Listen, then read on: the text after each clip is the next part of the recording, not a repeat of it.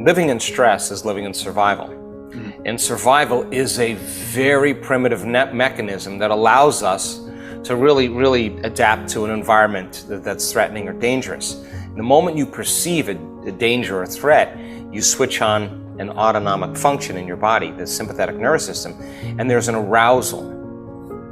The arousal of those hormones causes a heightening of the senses, because now we want to become more acute that there's a danger there. If there's a tiger in the bushes and you hear something rumbling around and it's night, you're going to either run, fight, or freeze or hide. That's your choices. And so that works really well in survival for the short term, because the arousal causes us feeling like we're more our body. We get a rush of energy. The arousal causes our brain waves to change and to move into a more alert state. We narrow our focus on what it is in the environment. We're giving it our attention, all of our attention. And now we're trying to predict what's going to happen in the future based on what we've known in the past. So we're overlaying a known into the future so that we can prepare.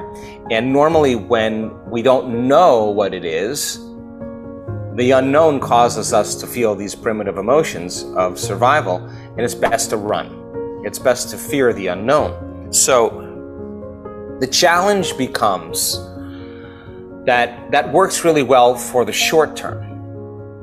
But when you switch on this system and you're mobilizing enormous amounts of the body's energy and resources for some threat in your outer world, there's no energy in your inner world for growth and repair. There's no energy for long-term building projects. And we start tapping the body's vital resources, and that's what creates mental health or physical health or spiritual disease, right? So because no organism can live in that emergency state for that extended period of time. It's like there's a hurricane coming through Australia, you're not going to be thinking about remodeling your kitchen at that time. It's not a time for long-term projects, right? So now when we're in stress and we're in survival, the self is the most important.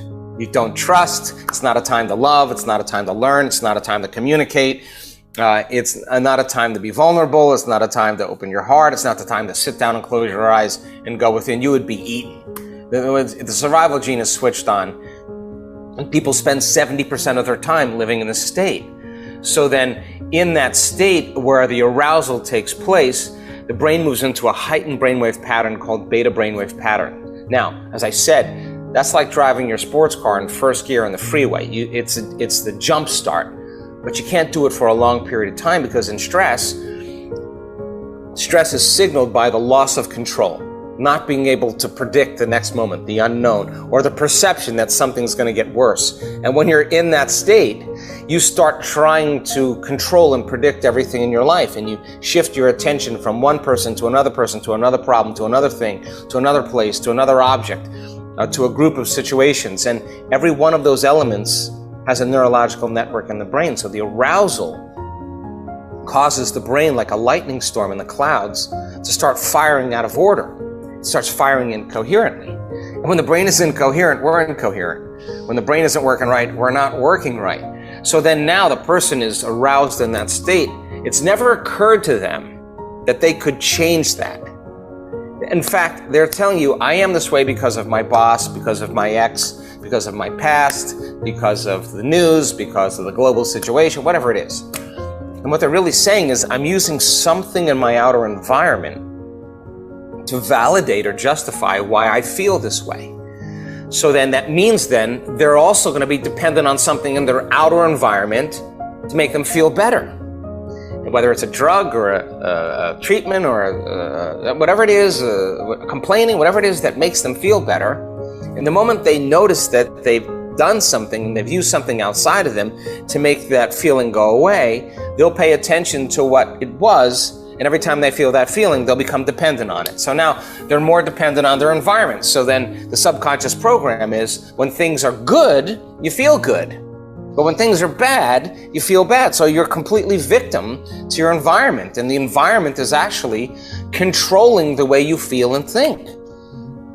Now, anything that controls the way you feel and think, you're victim too. So I say, Glenn, why are you in such a bad mood? I'm in a bad mood because of this person, this circumstance, this situation in my life. What you're really saying is, something in my outer environment is literally controlling my feelings, my emotions, and my thoughts.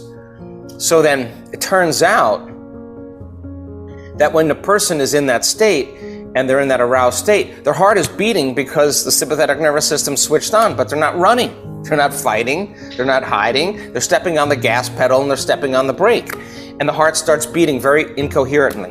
And incoherent waves in the brain and incoherent waves in the heart diminish energy.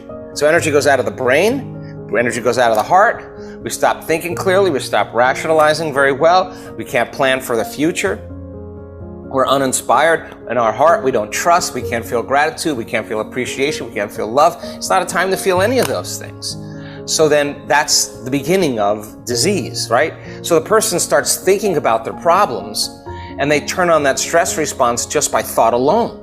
And if the hormones of stress push the genetic buttons that create disease, then your thoughts are going to make you sick. And the question is, if your thoughts can make you sick, is it possible that your thoughts can make you well? And by the same means, if you're using every person, every circumstance in your life to reaffirm that dependency on that rush of emotions, then you become addicted to the life you don't even like. And that's why change is so hard, because you'd rather suffer and be in pain than take a chance in the unknown, because the unknown, you can't predict it. So people cling to the familiar and cling to the known, and so they become dependent on the environment. So what we found out was, is there a way to make the brain more coherent? Is there a formula that we can teach people? Instead of narrowing their focus on the material world, narrowing their focus on everything known, what if they broaden their focus and they put it on nothing, on space? If they broaden their focus and they open their awareness in this way, what happens to the brain? And we found the brain gets really organized. What if they traded fear for an elevated emotion, and we taught them how to start working with their body? Now here's the answer to your question. You practice that long enough, you close your eyes, you're not distracted by your environment, you're sitting down, you're not eating, you're not talking, you're not watching TV, you're not on your cell phone, you're not smelling, you're not tasting, you're not feeling with your body, you're sitting still, you're not thinking about your schedule or what you got to do or what happened yesterday, and you're working with the body and you're understanding the process. You keep settling the body down when it's aroused. You keep watching your body wanting to get up and do something, you keep bringing it back, and you're training your body to a new mind. It turns out if you keep practicing this, the body finally surrenders to a new mind, and there's a liberation of energy. And the person releases a little of that anger. They release a little bit of that fear. And the body can relax more into the present moment, and energy moves into the heart. We've measured this so many times. Once energy makes it to the heart informs the brain. It's safe to create. It's safe to think about a possibility of how to get out of this situation.